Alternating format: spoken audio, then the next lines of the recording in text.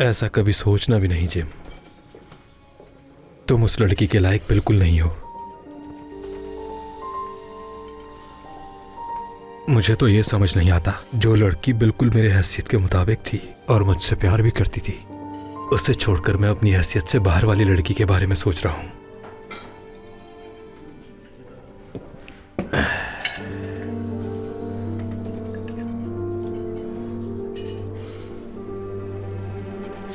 एक बात बताओ, तुम्हें यकीन है कि बॉस को पता नहीं चलेगा?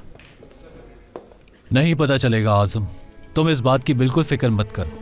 बस तुम इस बात का जिक्र मत करना, ठीक है? समझ गए? अब तो मुझे बता दो कि बॉस कौन है।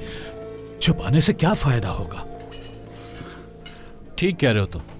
तुम्हें मालूम होगा तो तुम ज्यादा एहतियात करोगे।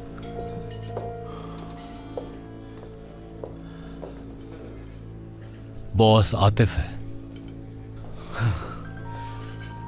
मुझे पहले ही अंदाजा था। जैसे बहुत समझदार हो। सच बोल रहा हूं।